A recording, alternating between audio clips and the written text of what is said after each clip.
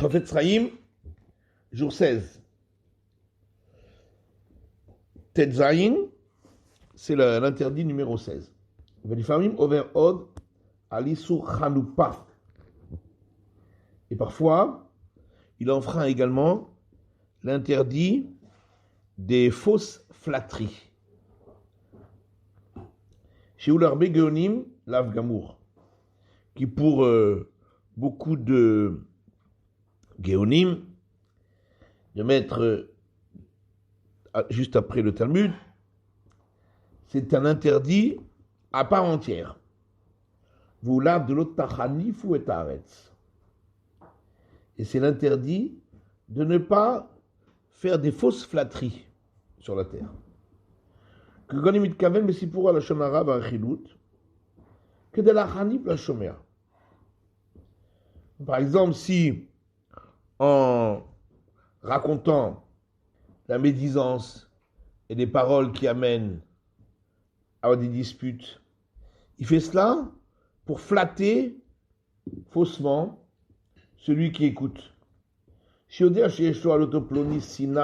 Parce qu'il sait que l'autre, il le haït déjà, celui sur lequel il va raconter la médisance. Et ainsi, il va trouver grâce à ses yeux en disant du mal de l'autre, parce que c'est un ennemi de celui auquel il parle. Vous avons plili. Et c'est une faute très grave.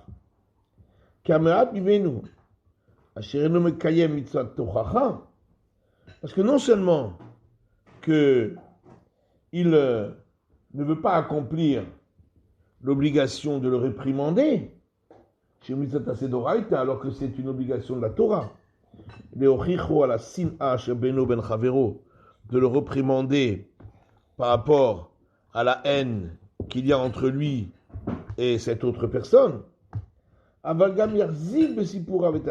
en plus, il va encore renforcer la haine par ce qu'il raconte. Cher Benyam Mikvar, qui existait déjà au départ. Et à cause de lui, l'autre va encore plus augmenter sa faute. Et ça va créer encore plus de disputes. Et encore d'autres catastrophes que Hachem nous protège. Et sache que cette faute-là, malheureusement par de nombreuses fautes, on la trouve très souvent.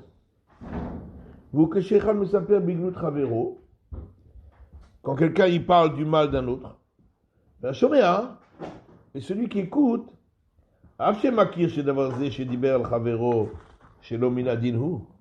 bien qu'il sait que ce que l'autre a raconté, c'était interdit d'après la Torah, et malgré tout, il hoche la tête pour montrer son acquiescement à ce qu'il vient de dire. Et avec sa langue, il va encore rajouter à ce qui a été dit. Il va rajouter encore quelques mots méchants sur l'autre.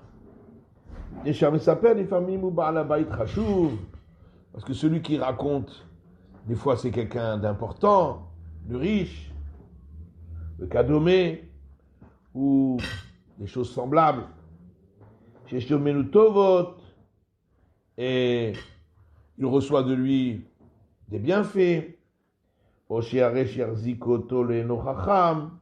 bien il a peur que si il ne rajoute pas, l'autre va le prendre pour quelqu'un qui n'est pas intelligent, le cadomé, ou toute chose semblable. C'est pourquoi le mauvais penchant le pousse à cause de cette raison qui le pousse un peu à cela, chez Askim Gamoulazé, qu'il montre son acquiescement lui aussi à cela. Avalte Dahi. Mais sache, mon frère, chez Zubetsem Lav Dachanupa, que ça, c'est l'interdiction de la fausse flatterie, c'est-à-dire de flatter quelqu'un, d'aller dans son sens, alors qu'il est en train de faire une faute. Afilimra que si faisait tes votes, même s'il rajoute juste quelques mots. Kachem Ba'er, Maïm Chaim, comme c'est expliqué dans le commentaire Be'er Maïm Chaim.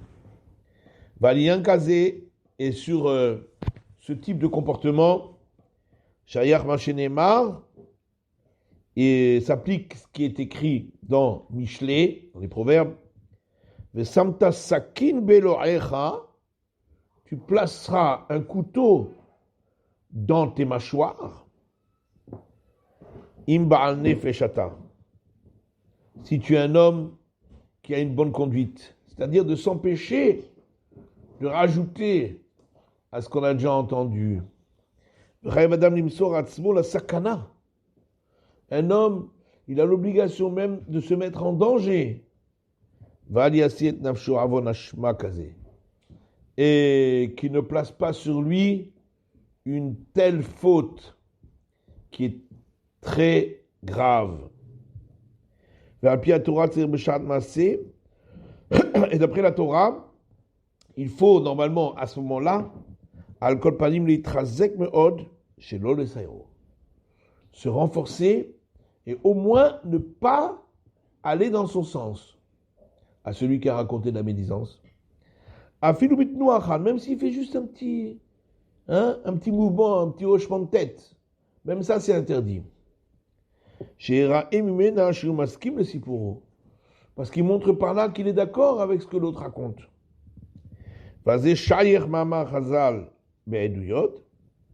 Et là-dessus s'applique l'enseignement de nos chachamim, de nos sages, dans le traité Eduyot.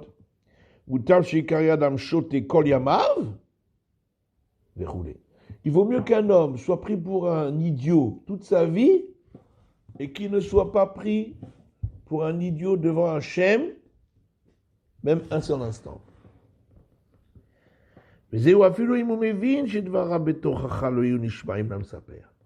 ça, c'est même s'il sait que ces paroles de réprimande ne seront pas entendues par celui qui raconte la médisance.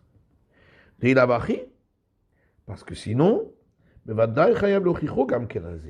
il a même l'obligation de le réprimander là-dessus. Comme ce sera expliqué, si Dieu veut, le Kaman, plus loin,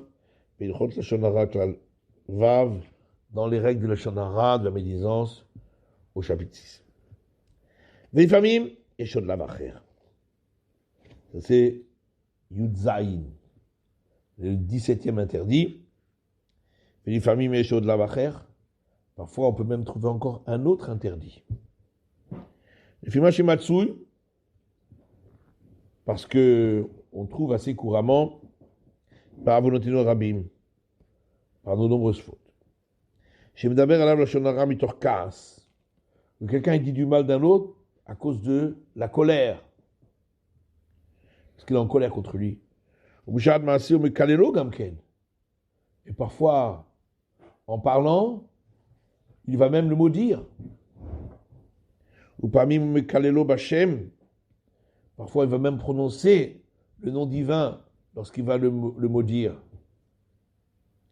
Afilou Belaz, même s'il prononce le nom d'Hachem en langue étrangère. Vos vers basés à Lav Gamour,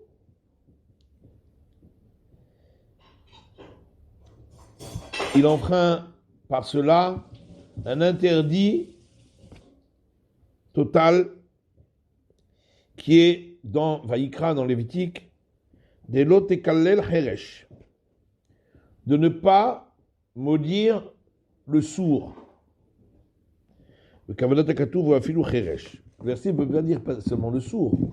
Le verset veut dire même quelqu'un qui est sourd, qui n'entend pas la malédiction, on n'a pas le droit de le maudire. Procheken misheino cheresh. À plus forte raison, celui qui n'est pas sourd, qui entend la malédiction, on n'a pas le droit de le maudire. Avec un voix, B'choshel Mishpat, B'siman Kaf, Zayin, Saif Aleph, comme on trouve dans le Shulchan Aruch, dans Choshel Mishpat, dans paragraphe 27, chapitre 27, paragraphe 1. Arechishanu Shiva Asar Lavim. Donc, nous avons ici fait le décompte de 17 interdits. Areginim Naboal Desi pour la Shonara ou Rechilut, qui sont enfreints assez souvent en disant du Lashon Hara, de la médisance et des paroles qui entraînent des disputes. Afilu Misaperak l'Israël. Ça, c'est même quand quelqu'un il parle de la médisance d'un juif devant un autre juif. Mais écoute, si il dit du mal d'un juif devant un non-juif, ils sont été gadol, mieux amour. L'interdit est encore plus grand et encore plus grave. Des fois, il peut même rentrer dans la règle de la délation. Comme nous expliquerons plus loin dans les règles de la médisance au 8e chapitre. Beaucoup des interdits dont on a parlé,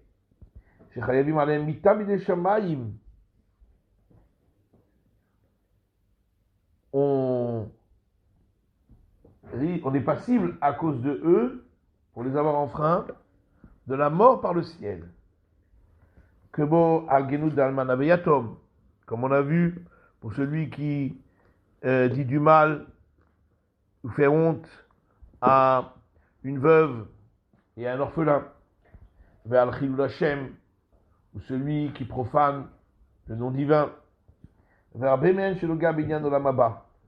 Et beaucoup d'entre eux touchent au monde futur.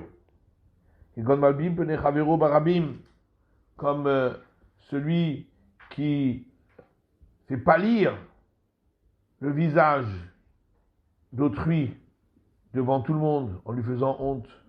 Il n'a pas droit au monde futur. Ou celui qui s'enorgueillit quand il voit l'autre avoir honte. Parce qu'il s'habitue lui-même à cet interdit très grave de la médisance et de dire des paroles qui entraînent des disputes. Comme nous allons expliquer tout cela plus loin.